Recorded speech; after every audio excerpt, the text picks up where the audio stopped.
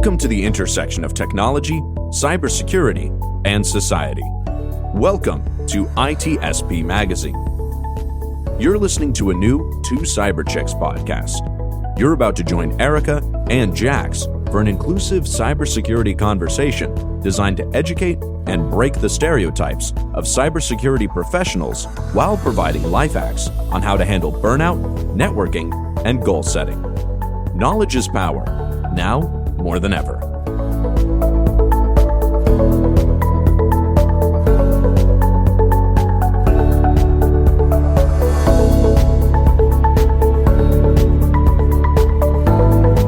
Hey everyone, today's guest is a TV personality, CEO, international 40 under 40 cybersecurity winner, and an influencer on various different social media platforms. We are sitting down today with Ken Underhill to chat about leveraging branding in the technology space to create the future you want. I'm so excited about this.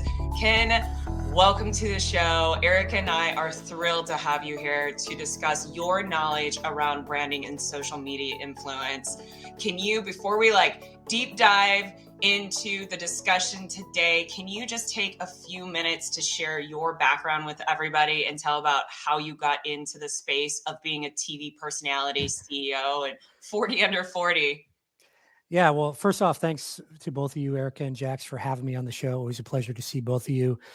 For me, I was working in health. I mean, I've had a lot of titles over the year that are very well-known titles like janitor, but I came from healthcare. I worked as a pediatric nurse for several years, moved back into IT, worked as a network engineer for, several years. And then just kind of what we now call cybersecurity. I was just kind of doing that in my job because boss yelled at you, said you need to do these things, and you do them because you don't want to get fired.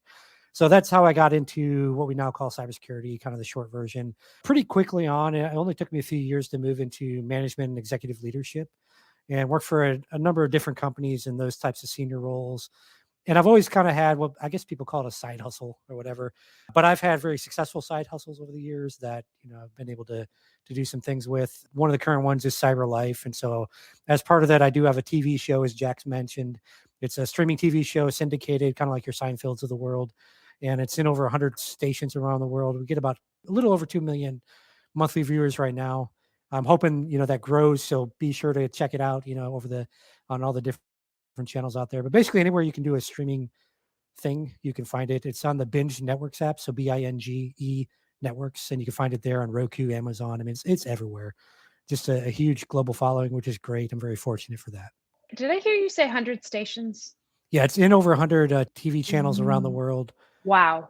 Yeah, wow, Ken, that's powerful stuff. You're talking to the big leagues over here. Okay, so 100 stations, 2 million monthly viewers, and growing. What caused you to create this brand? Is there a story behind the brand? Can you talk to us about the why, the origin story, let's say, of CyberLife TV? Yeah, so I'll touch on two things, CyberLife and CyberLife TV, because there's a little bit of a difference. So CyberLife as a company, as I worked over the years, we all kind of focus on the technical. Let's get those hard skills and even the soft skills. Let's do those. But no one really talks about everything else in our lives, right? Things like credit and finances and all these things that really make us up as cybersecurity professionals. So that's where CyberLife was born, is instead of just having a training school that's just, we teach you cloud or how to work with SIMs or whatever. It's more about, let's teach you things like personal branding, credit, all these things that not everyone needs, but we all need to know, right? We all didn't grow up with parents that taught us all these things. So this really encompasses the entire human element of that. And then CyberLife TV, of course, tacking onto that, allows, one of the challenges out there is with social media and all these platforms is the algorithms, right? You're at the mercy of investors with these companies. You need to know really let's be real. They're all about making money. The difference with CyberLife TV is I wanted a platform where people could come on, especially minority people and people from non-traditional backgrounds could come on and really have a place to share their voice, their story with the world. And there was no chance of any investors or whatever saying, oh, you can't say that, right? So that's what CyberLife TV is. It's a place where I can really bring on anyone that can give value to the audience, that can share their story, and there's no algorithm to block them. And recently, I actually interviewed a former, well, he's still an NFL player. He's a free agent right now, and also a CEO of a very well-known company. So I get a lot of really good guests on there. I had a good friend of mine, Joya Cousin, on recently. That's an award-winning artist, just beautiful paintings. So, I mean, just the show has really opened up a lot of opportunities, and it's the only cybersecurity television show out there, which is really cool to say, especially when you meet people. They're like, yeah, I got a cybersecurity television show. It's the only one. It's a great conversation starter. So that's kind of the vision behind both those brands. And it's really all under the CyberLife brand, but really how I got all that stuff started. That is so cool. So I'd love to ask, how long have you been doing this? So all of it. So CyberLife is it's going on 2 years old company this fall. And then the CyberLife television show was actually how I first started with that. And I was like, well, I've owned a lot of companies over the years, so I wanted to protect my IP and do the trademark and all this stuff. So I did that initially, and I said, well, it makes sense to also do the training, because that's what pretty much everyone knows me for. So we wrapped all that up under one. So yeah, the show's been going about 2 years. A lot of hiccups with COVID. It took till I think it was spring of last year. We're finally able to launch using a different distribution network. That wasn't going so well, and I'll just leave that as that. So I went with a different one that like Steve Wozniak, who a lot of people probably know the name. He does them for his show and a lot of other big names. So it just made sense. And almost instantaneously, I mean, I went from, I think, tens of thousands or whatever to millions. I mean, it was almost instantaneously of using this new place, which I feel very fortunate for. Wow. Okay. Yeah, that was going to be my next question about the growth, because 2 years is, the growth that you've had in 2 years is absolutely through the roof. Impressive in capital letters, underlined in bold. I was going to ask you, was it consistent? Was there something that really skyrocketed the exposure and success? And it sounds like it was that specific change. Yeah, you really just have to, if you're a business owner out there, or even if you're working in your career, you have to know when to say no and when to fire people. And it sucks, right? You're like, well, especially, I knew the previous company, the individuals that owned it, but you have to determine what's best for the business, what's best for this business or this initiative I'm trying to do. And I was fortunate because this organization, Binge Networks, they've already built out that distribution. They've been around for years, and they've won multiple awards and all these things. And they already had all the track laid down, and I just had to put the car on the track, at that point, right? It's not cheap, by the way. A TV show is not cheap, but to me, it's well worth the investment. It really allows me to make an impact globally and really, really change things for the future. And that's really what I wanted to do with the TV show. Yeah, you're so impressive. The first time that we met, it was because one of my guests were not able to come to the YouTube live stream that I have. And you and I connected through a mutual friend, Gerald Dozier. And you were like, hey, immediately message back, I'll be on your show. And I hadn't even clicked on your LinkedIn to review your very impressive background. I was just waiting for a couple of other people to respond. I was so busy that day. I'm like, you know what? Ken said he was going to do it. I think this will be awesome. If you're in the Gerald Dozier group chat, you're a good person. So after I said, let's do it, I then clicked on your LinkedIn because I like to have a background on the guests that I have on the show. And then I was like, whoa, this guy is varsity level. He's got it figured out. This is awesome. And then we decided to do a branding talk on that channel, which I loved. And I myself, Erica knows, I'm hustling. I'm working on creating a brand myself. It's a baby brand right now. It takes a lot of work. And so I'm curious for you, some people think about, well, do I really need a brand? What's significant about having it? So I'd like to ask you, creating a brand takes a lot of time, takes a lot of money. Like you said, having a TV station or TV channel, it's not cheap. Is it worth it? Is it worth all the time that you're putting into it? Do you feel passionate about it? Do you feel like you're making an impact? And do you think that everybody should have a brand in some way? Yeah. So for me, it's totally worth it. And it really fulfills, both obviously financial and, spiritual and all those other, social things for me. One thing I just want to say is you don't need your own TV show for those listening to this. You can do it. You can literally just use LinkedIn for free and build a brand for free. You don't need to invest any money in anything aside from just having your phone or a webcam or whatever, or just writing, on LinkedIn. That's totally fine too. What I will say though, is yes, you need a brand. If you really want to, one of the challenges people have, right, is I can't get a job. I don't have experience. oh, nobody will give me experience, whatever. But if you build a personal brand and show that you know certain things, that attracts employers to you, that attracts recruiters to you. And they reach out to you and say, hey, I see you're trying to get an analyst job. Are you still looking? And you say, yeah, I am. They're like, cool, I got one. We literally just left a meeting where my boss said, we're going to create a new position at this company. You're the first person I thought of. And guess what? They don't think about you if you don't have a personal brand. They don't know who you are. No, I can tell you right now, as a hiring manager, I'm never going to go on LinkedIn and dig through the weeds of LinkedIn to try to find you. It's never going to happen. I'm going to look at the people that have been building their personal brand. I'm going to say, oh, I need someone that does cloud security. Let me reach out to this person and see if they're interested in doing even just some contract work for me, because they've built that brand around, hey, I know cloud security. So yes, 100% to your question directly, Jax, you need a personal brand. It benefits you in so many ways. A lot of people think it's just the employer thing, like, oh, I can get a job. But if you ever want to speak at conferences, your personal brand allows you to get conferences to reach out to you. I get all sorts of invitations all the time. I'm like, I've never even heard of your conference, and I don't have the time, right? I'm invested in other things. And I'll briefly talk about my strategy for time management in just a second here. But your personal brand is so critical. You get speaking engagements. You get offers to write books. I mean, I just wrapped up a book with Tia Hopkins and Chris Folan. We all got the opportunity to write that book because of our personal brands. So things like that. I mean, selling courses, if you ever want to start your own business, if you've got a personal brand, nobody cares about your business. Nobody. No one cares about CyberLife, but they care about Ken, right? Because Ken's the brand behind it. So that's why people get involved and they want to watch the show and all these things, and they want the training and all that stuff. It's because of the Ken brand. It's not because of the CyberLife or any company that I decide to create. That's very powerful, because even if you don't want to start a company, if your name is known in the industry, your dream companies that you want to work at, they're going to reach out to you and they're going to say, hey, we want to create this position or whatever. Are you interested in it? We thought of you. First person we thought of was you. But again, they're never going to know that if you never create that personal brand. And then just real quick, my time management thing, I do what's called circle of focus. I almost forgot it, but it's called the circle of focus. Basically, it's so simple. Take a piece of paper, a pencil, a pen, whatever. You draw a little circle on a piece of paper, just like a little pie, and you write down all the things you're doing right now. And you chop up that pie with all the things. And then you start to see like, oh, crap, I'm doing all these things. Of course, I'm not good at anything because I'm trying to do all these things, right? You need to determine what's the real priority here, right? Are you trying to study for 10 certs at the same time? That's stupid. Study for one, get that cert, move on to the next one, move on to the next one, right? You're going to see that, but you have to do that visually. You can't just do it on your phone. You need to do it like visually. So your brain says, oh crap, I'm doing a lot of stuff and I shouldn't be doing all that, because you're never going to accomplish the things you want to accomplish in life if you're trying to do a million things. That whole I'm a multitasker, that's BS. It's been proven in different studies that your brain can only function really on one thing at a time.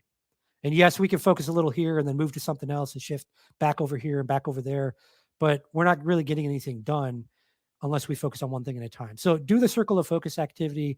You're going to find you're doing a lot of stuff you don't need to do right now that can wait, right? Maybe you don't need to write the book right now, right? Get the job first, right? Study for the cert, or get the college degree or whatever. Time's not running out. And that's one of the things Joya Cousin, when she came on the show, one of the best things she said on that episode was, we lie to ourselves and we think time's running out. She gave the reference that she met her dream husband, after age 40 or whatever. We often think that like, oh, you see all these gurus on social media. Oh my God, today's the day, whatever. Sure. I get that, right? Yes. Don't be lazy, but you don't have to do it all today. If you stay consistent, if you do, circle of focus, and you spend, say, the first 90 minutes of your day focused on that one thing you're trying to accomplish, you're going to be amazed at where you are 6 months from now, a year from now, even 90 days from now. You're going to be amazed at it. But if you try to do everything and you listen to all these gurus, you're going to fall flat on your face and break your nose. So don't do that. Focus on one thing at a time and you'll be very successful. That's a great tip and call to action for our listeners. Go through the circle of focus exercise.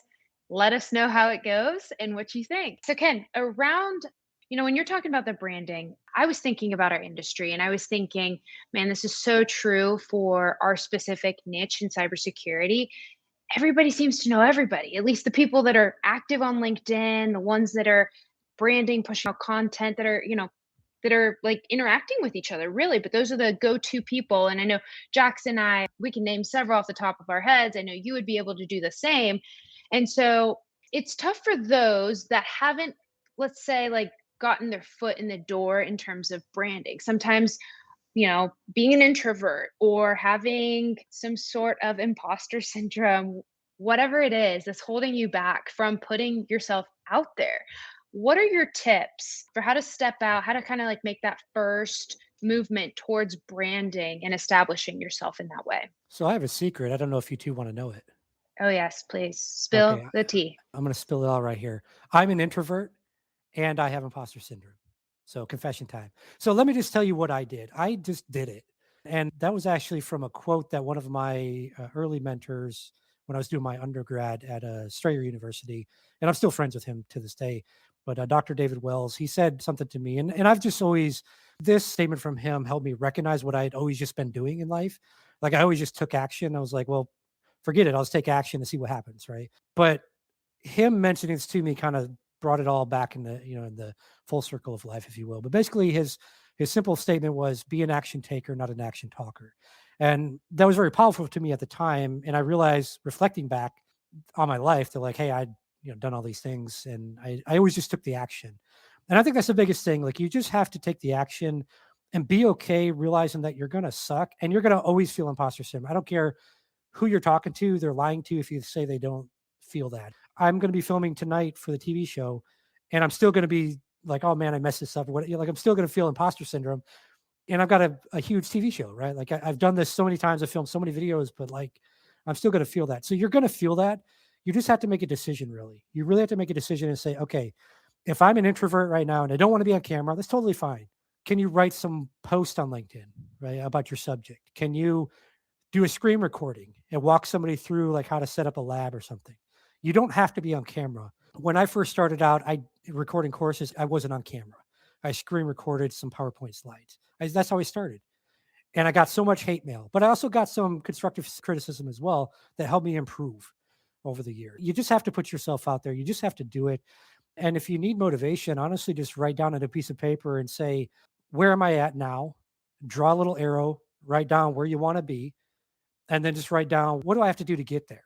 What do I have to sacrifice? Because you're going to have to sacrifice. Everyone does.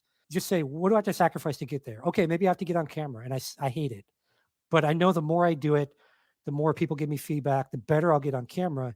I can do this, right? So you just have to get started. The biggest thing is just getting started, and that's what stops everyone, right? They try to make it perfect and think it all out in their head, and they get in their head, and I'm not going to do it today or whatever, or I'm going to do it next week. No, do it today, like literally after this. So another call to action for the audience. Right after this, I want you to do something on your LinkedIn. I don't care if it's you do a post about whatever, you share someone else's post. I don't care if you film a quick video and you never show it to the world. I don't care about that. You don't have to show it to anyone, but you need to do it. That's the biggest thing. Take that one step today to make yourself even more uncomfortable because it helps you start getting used to being uncomfortable all the time. Because that's the only way you're going to be successful in life is to be used to being uncomfortable. Get used to it. It's going to happen no matter what. So I can relate to everything you're saying right now because this morning I did a live stream first things first and I was extremely uncomfortable, but I was asked. It was a great opportunity for me to do it, but I still find, like you said, you're going to still feel that way. Like I was extremely nervous. What do you do? Is there a tip or a trick that you can provide? I know what I do to help me kind of get through it, but I'm so different from a lot of people. We all are on our kind of tips and tricks to like, I just hammer through it.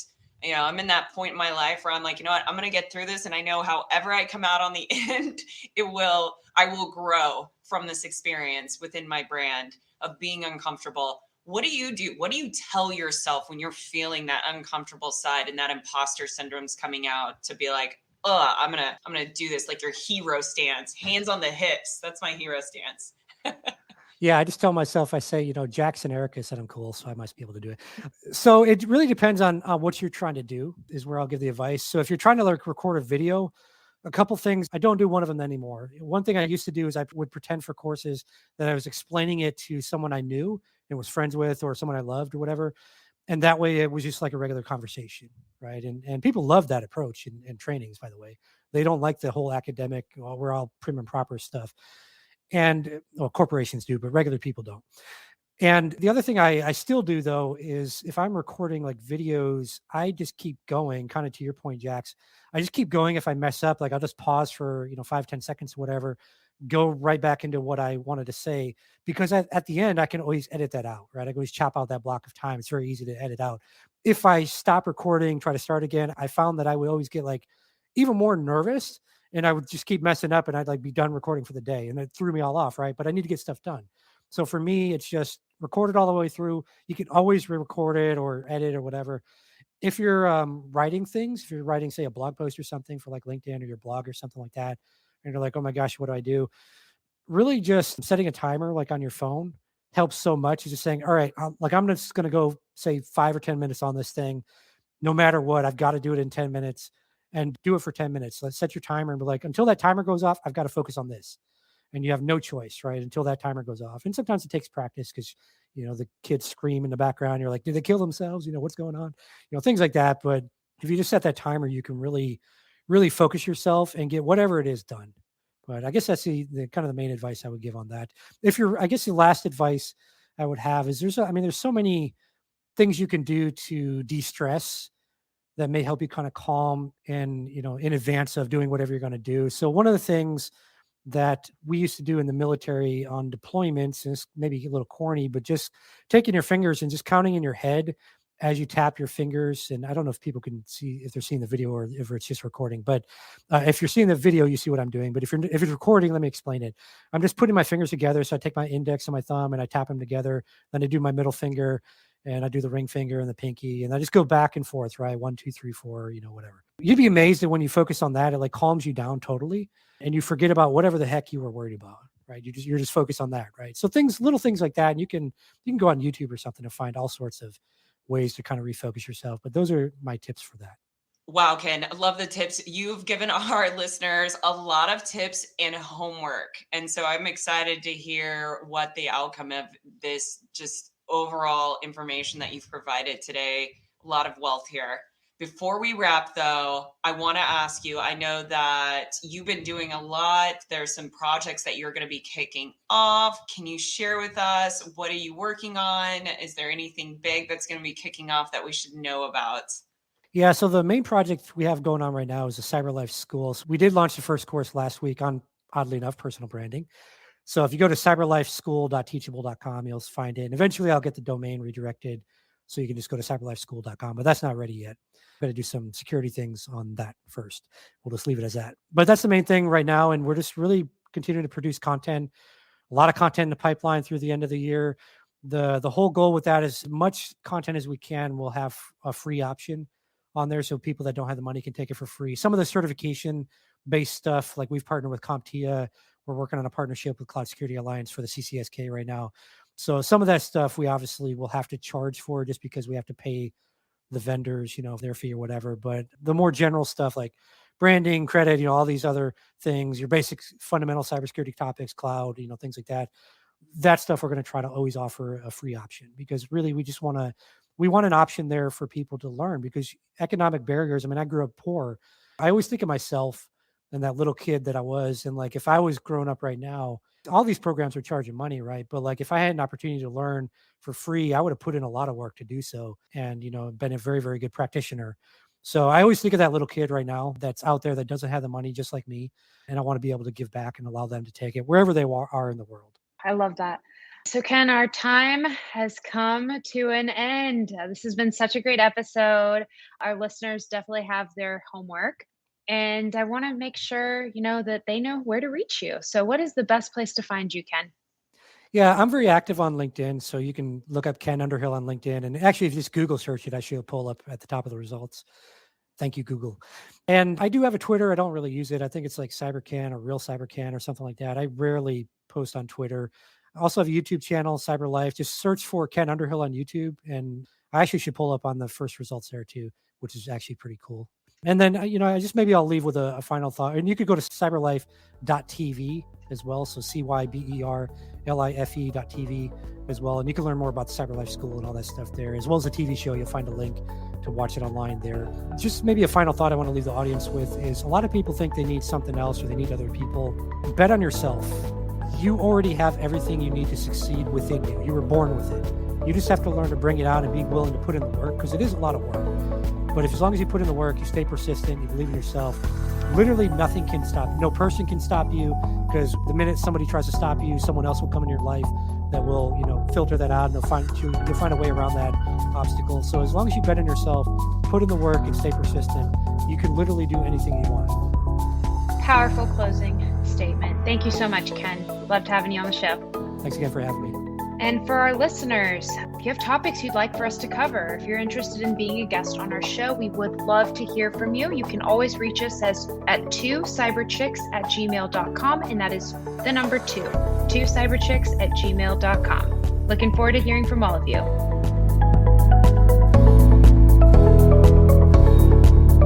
We hope you enjoyed this episode of 2 Cyber Chicks podcast with Erica and Jax. If you learned something new and this podcast made you think, then share itspmagazine.com with your friends, family, and colleagues. If you represent a company and wish to associate your brand with our conversations, sponsor one or more of our podcast channels. We hope you will come back for more stories and follow us on our journey. You can always find us at the intersection of technology, cybersecurity, and society.